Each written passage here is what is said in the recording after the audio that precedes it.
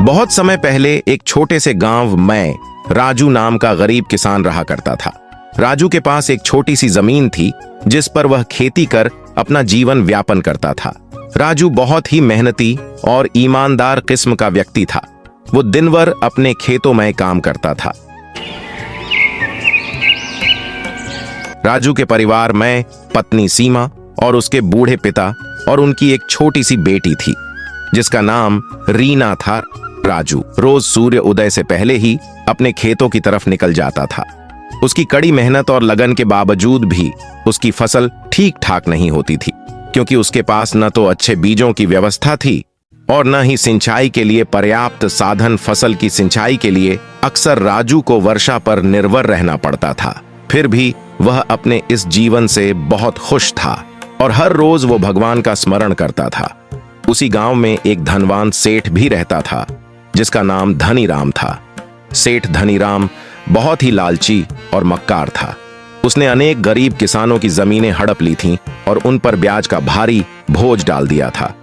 एक बार गांव में बहुत अधिक गर्मी पड़ने के कारण सूखा पड़ गया और बहुत समय से बारिश न होने की वजह से गांव के लोग बहुत ही परेशान थे।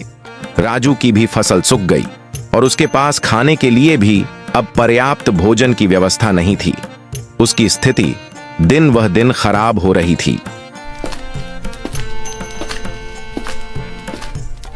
अरे भाई मोहन, इस बार तो बड़ी समस्या आ पड़ी है। हम सभी के सारे खेत बारिश न होने की वजह से सूख गए हैं। अब हम क्या करें, कुछ समझ नहीं आता। हाँ राजू, तुम सही कह रहे हो। इस बार तो भगवान ही जाने क्या होगा। अब तो घरों में भी खाने के लिए भोजन भी नहीं बचा है। पता नहीं ये बला कब टलेगी। और सरकार की भी तरफ से अभी तक कोई मदद नहीं हुई। हमें कुछ ना कुछ तो करना होगा, वरना हम सब भूखे मर जाएंगे। मुझे लगता है कि हमें सेठ धनीराम से कुछ मदद ले लेनी चाहिए। हम किसानों की स्थिति के बारे में सेठ जी को तो जरूर पता होगा। हम सभी को सेठ जी के पास जाना चाहिए, शायद वो हमारी कुछ मदद कर दे।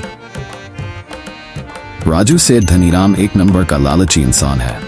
तुम उसके पास गलती से भी मत चले जाना। अभी कुछ समय पहले भोला ने सेठ जी से कुछ पैसे उधार लिए थे। उस सेठ धनीराम ने भोला का ब्याज इतना बड़ा दिया कि वो ये चुका नहीं पाया और समय पर ब्याज न चुकाने के कारण उस धनीराम ने भोला की जमीन हड़प ली। फिर अब हम क्या करेंगे? हमारे पास तो और कोई रास्ता भी नहीं है। घर में भी अब खाने के लिए राशन नहीं बचा है। जो भी हमें सेठ जी से कुछ पैसे उधार ले लेने चाहिए, फिर बाद का बाद में देखा जाएगा। देखो राजू भाई, मेरा काम था तुम्हें बताना। अब तुम जानो या तुम्हारा काम। मुझे लगता है कि हमें इस समस्या को पंचायत में बताना चाहिए, शायद कुछ हल निकल आए। सही कह रहे हो सुंदर भाई, एकजुट होकर ही हम इस समस्या का समाधान निकाल सकते हैं। हम सब मिलकर पंचायत में जाए तो अवश्य ही इस समस्या का कुछ न कुछ हल जरूर निकल आएगा। ठीक है, तो कल सुबह होते ही हम सब पंचायत में चलेंगे और अपनी समस्या सरपंच को बताएंगे।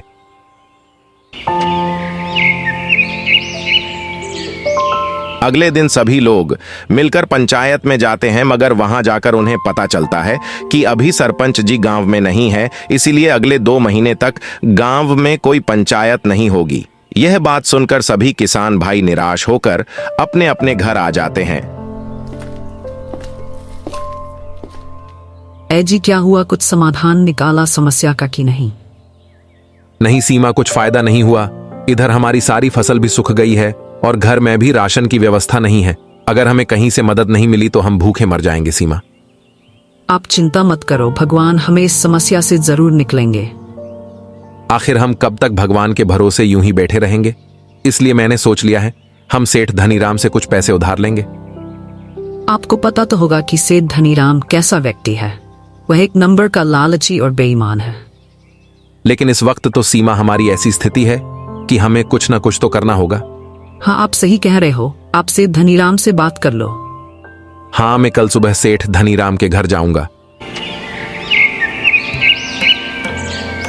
अगले दिन राजू सेठ धनीराम के घर जाता है।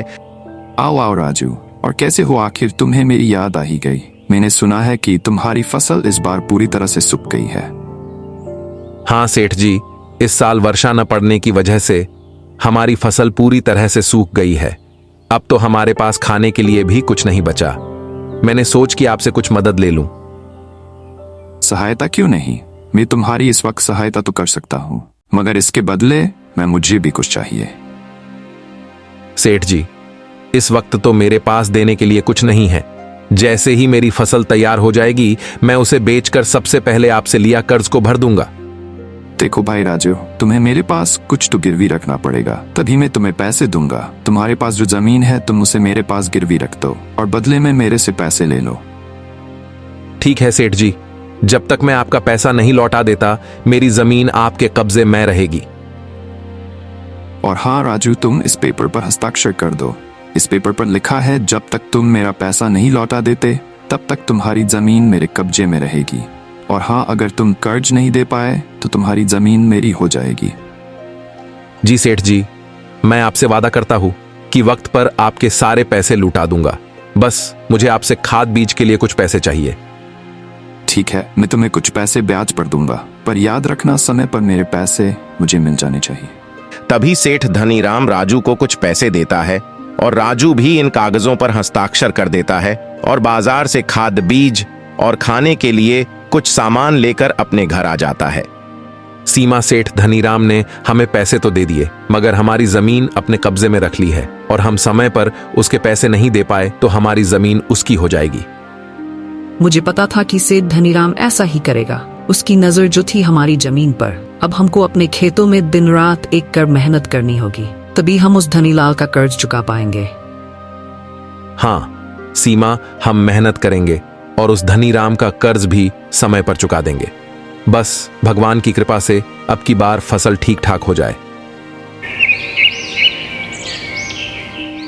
अगले दिन से ही राजू अपने खेतों में कड़ी मेहनत करने लगता है और कुछ ही महीनों के बाद राजू की फसल पककर तैयार हो जाती है और इस बार अच्छे बीज होने के कारण अच्छी फसल आती है और गांव में भी इस बार जम के बारिश हुई। खेतों की सारी फासलें लहरा रही थीं। देखो सीमा, भगवान की कृपा से इस बार हमारी फसल कितना अच्छी हुई है। अब हम सेठ धनीराम के सारे पैसे दे देंगे। हाँ जी, फसल तो हमारी अब के बहुत ही अच्छी हुई है और फसल से जो भी पैसे आएंगे उन्हें सेठ जी को देकर अपनी सारी जमीन छुड़ा लेंगे। सभी किसान इस बार बहुत खुश थे। राजू ने भी अपनी फसल को बेचकर अच्छा पैसा कमाया। आखिर अब वो समय आ ही गया था। तब राजू को सेठ धनीराम से लिया कर्ज चुकाना था और अपनी जमीन को सेठ से छुड़वाना था।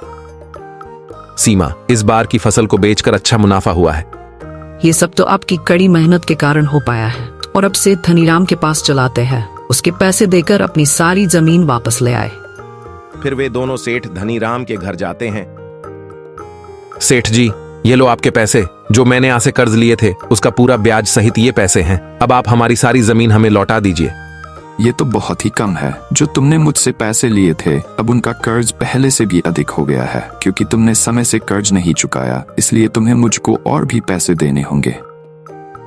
पर सेठ जी, आपने तो हमें कोई निश्चित समय नहीं बताया था। आपने तो मुझसे कहा था कि जब पैसे आ जाए तो तुम मुझसे यह जमीन छुड़वा लेना, और अब आप कह रहे हो कि हमने आपका समय ब्याज नहीं चुकाया। पर सेठ जी, मैं तो समय ही ब्याज देने आया हूँ। जैसे ही मेरी फसल पककर तैयार हुई, मैं उसे बेचकर आपको पैसे देने चला आया हूँ।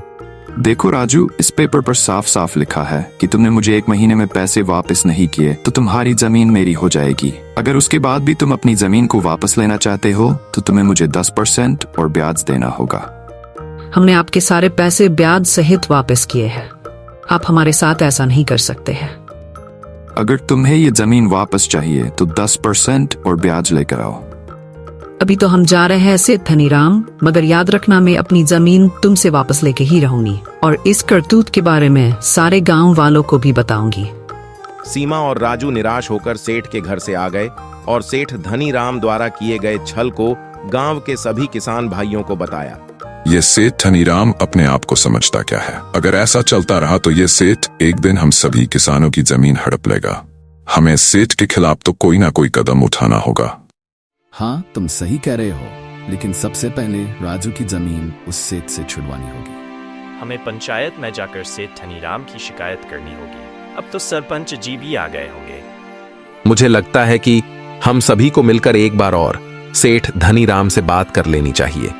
अगर वो मान जाता है तो सही है, नहीं तो हम उसकी शिकायत पंचायत में जरूर करेंगे।